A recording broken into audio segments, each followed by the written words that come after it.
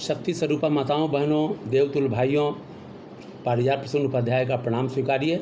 आइए गायत्री मंत्र से कार्यक्रम आज का प्रारंभ करते हैं। ओम भूर्भुवः स्वः तत्सवितुर्वरेण्यं भर्गो देवस्य धीमहि धियो यो नः प्रचोदयात्।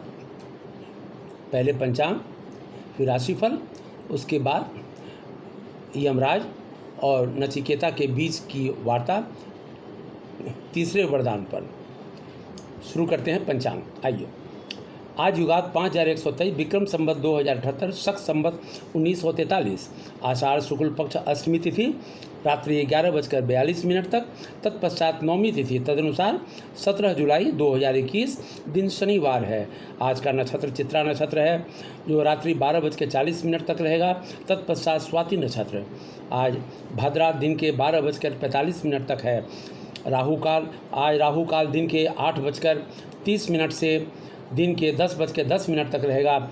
सूर्य कर्क राशि में संचार करेंगे। चंद्रमा कन्या राशि में दिन के 12:19 तक, तदुपरांत तुला राशि में संचार करेंगे। सूर्योदय 5:17 पर हो रहा है। सूर्यास्त सायं 6:43 पर होगा।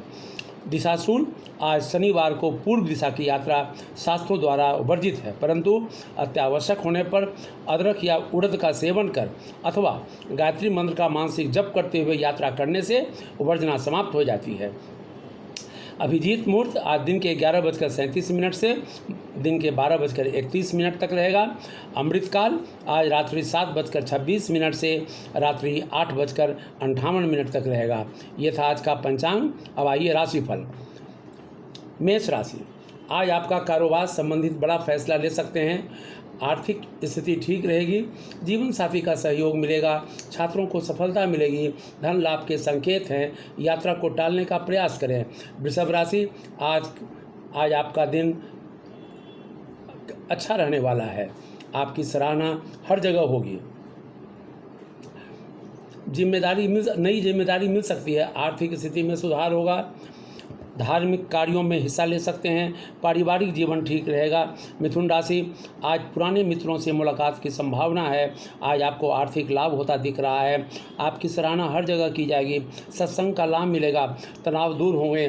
खुशखबरी मिल सकती है। कर्क राशि, आज आपके विरोधी सक्रिय रहेंगे। दफ्तर में बड़ी जिम्मेदारी मिल सकती है। आज आत्मविश्वास से आप भरे रहेंगे। व्यवसाय में लाभ होगा। आर्थिक सहयोग प्राप्त होगा। सेहत पर ध्यान देने की ज़रूरत है। सिंह राशि, आज आपका दिन मिला जुला रहेगा। धन लाभ के संकेत हैं। विवाद की संभावना बनी हुई है। व्यापार से लाभ की संभावना है। विवाद से बचने का प्रयास करें। स्वास्थ्य को लेकर चिंता हो सकती है। कन्या राशि, व्यवसाय संबंधी कार्य पूरे होंगे। तनाव से बचने का प्रयास करें। यात्रा से बचना अच्छा होगा। विवाद की संभावना बनी हुई है। थकान महसूस कर सकते हैं। तुला राशि, आज आपको भाग्य का साथ मिलेगा। धर्म कर्म में मन लगेगा। आज आप प्रसन्न रहेंगे। संतान पक्ष को कामयाबी मिलेगी। जोखिम लेने से बचें। कार्यालय में माहौल खुशनुमा रहने वाला है। व्यापार में प्रगति होगी। वृश्चिक राशि, आज का दिन आपके लिए शानदार रहने वाला है। रिश्तेदारों की ओर से खुशखबरी मिलने की संभावना है। वाहन सावधानी से चलाएं। निवेश से लाभ होने के संकेत हैं। आर्थिक स्थिति में व सेहत ठीक रहेगी। धनु राशि, आज का दिन ठीक रहेगा। अपने व्यवसाय में आप सभी को प्रभावित करेंगे। आपकी सराहना हर जगह की जाएगी। क्रोध पर नियंत्रण रखने की ज़रूरत है। तनाव लेने से बचें। मकर राशि, अपने मित्रों के साथ घूमने जा सकते हैं। लेन देन सावधानी से करें। जीवन साथी के साथ संबंध मधुर रहेंगे। सेहत को लेकर चिंता हो सकती है। यात्रा के योग बन रहे हैं। खर्च ज़्यादा होने की संभावना बनी हुई है। कुंभ राशि, आज का दिन दिक्कतों वाला हो सकता है। आर्थिक स्थिति थोड़ी कमज़ोर दिख रही है। किसी काम में घाटा हो सकता है। निवेश ना करें तो अच्छा है। छात्रों को लाभ मिलेगा। मीन राशि, आज दिन की शुरुआत खुशखबरी से हो सकती है। आज का दिन अच्छा रहेगा। कारोबार में लाभ होगा। आर्थिक स्थिति सामान्य रहेगी। प्रभु की आराधना में मन लगेगा। ये था आज का राशिफल। अब नचिकेता और यमराज के बीच की चर्चा। सबसे पहले तो मैं ये बता दूं कि इन इन चीज़ों को पढ़ने से, इनके ऋचाओं को पढ़ने से ऐसा प्रतीत होता है कि नचिकेता को उस तत्व की यमराज अनुभूति भी कराते जा रहे हैं तथा उस तत्व को दिखाते हुए कहते हैं, यही है वह रहस्य, विद्या, आत्म तत्व या परमात्म तत्व जिसे तुम समझना चाहते हो। स्वयंभू परमात्मा ने समस्त इंद्रिय द्वार बहिर्मुख करके निर्मित किए हैं। इसलिए ये यमराज नचिकेता को बोल रहे हैं कि स्वयंभू परमात्मा ने समस्त इंद्रिय द्वार बहिर्मुख करके निर्मित किए हैं। इसीलिए जीवात्मा बाह्य विषयों को भी देखता है, अंतरात्मा को नहीं देखता। अमृत की आकांक्षा से जिसने अपनी चक्षु आदि इंद्रियों पर संयम कर लिया है, ऐसा कोई धीर पुरुष ही अंतरात्मा प्रत्येगात्मा को देख सकता है। बाल बुद्धि व्यक्ति ही बाह्य भोगों का अनुगमन करते हैं। ऐसा करने वाले व्यक्ति मृत्यु के भयंकर पास में फंसते हैं, किंतु विवेकवान पुरुष अमरता को अटल जानकर जगत के अनित्य पदार्थों को की कामना करते हैं। जिस अंतश्चेतना के अनुग्रह से मनुष्य शब्द, स्पर्श, रूप, रस, गंध आदि इंद्रिय सुखों का अनुभव करता है, उसी के अनुग्रह से यह भी जानता है कि यहाँ क्या अवशिष्ट रहता है। यही वह आत्म तत्व तथा परमात्म तत्व है। जिस चेतना के द्वारा मनुष्य जागृत और स्वप्न दोनों स्थितियों में दृश्यमान पदार्थों को देखता है, उस सर्वव्यापी और महान सर्वात्मा को जानकर बुद्धिमान पुरुष किसी भी स्थिति में शोक नहीं करते।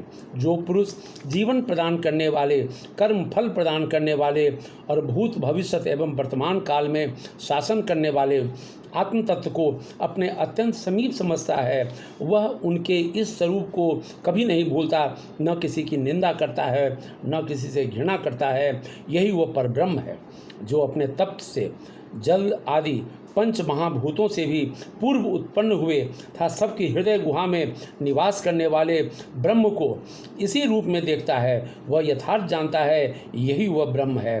देव क्षमता संपन्न अदिति, देव माता अदिति या अखंड चेतना जो सर्वप्रथम प्राणों यानी जीवनी शक्ति सहित उत्पन्न होती है, वह सभी की हृदय गुहा में प्रविष्ट होकर वहीं निवास करती है।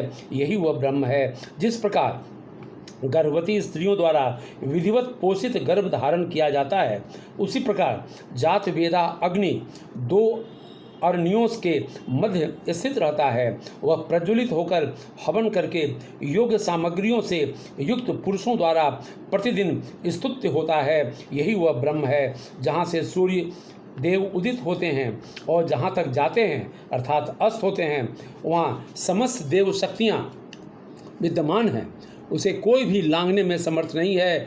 यही वह परमेश्वर है जो सर्वप्रथम परमेश्वर को इहलोक और परलोक में अलग अलग रूपों में देखता है। वह मृत्यु से मृत्यु को प्राप्त करता है, अर्थात उसे बारंबार जन्म मरण के चक्र में फंसना पड़ता है।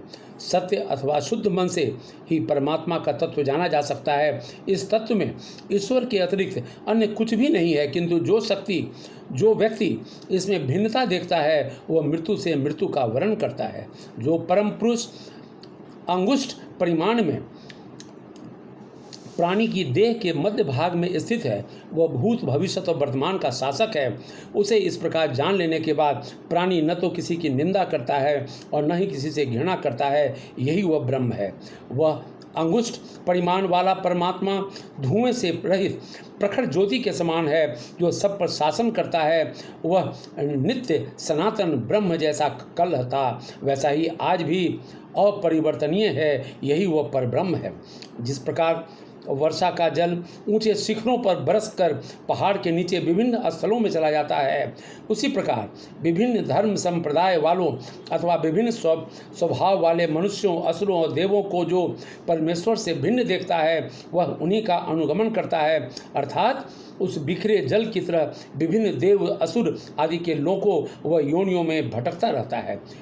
हे गौतम नचिकेता, जिस प्रकार शुद्ध जल सिंचित होने पर जहाँ जाता है उसी रूप में बदल जाता है, इसी प्रकार ज्ञानी इस तत्व को समझ लेने वाले की आत्मा भी उसी प्रकार की जाती है। यमदेव शुद्ध जल के उदाहरण से आत्म तत्व को समझा रहे हैं। शुद्ध जल किसी पात्र में उसे जाता है उसी रूप में ढल जाता है। पौधों में भी उनका रस, प्राणियों में उनका रक्त बन जाता है, उसे कोई विकार नहीं होता। ज्ञानी अपनी चेतना को पदार्थ आदि भोगों से अलिप्त रखता है, इसलिए वह शुद्ध जल की तरह किसी के भी साथ एकाकार हो सकता है। विभिन्न विषयों से लेकर देव शक्तियों तक तथा परमात्म तत्व के साथ वह एक रूप हो सकता है। नचिकेता उसी अलिप्त रहने की क्षमता से संपन्न साधक को कहा जाता है। उसको सत्पात्र समझकर ही यमदेव यह विद्या उपलब्ध कराते हैं। आज का कार्यक्रम यहीं पर समाप्त करते हैं। अब इसके आगे जो यमराज ने नचिकेता को और क्या दर्शन दिए हैं वो उसकी चर्चा हम लोग कल करेंगे। ओम शांति शांति शांति।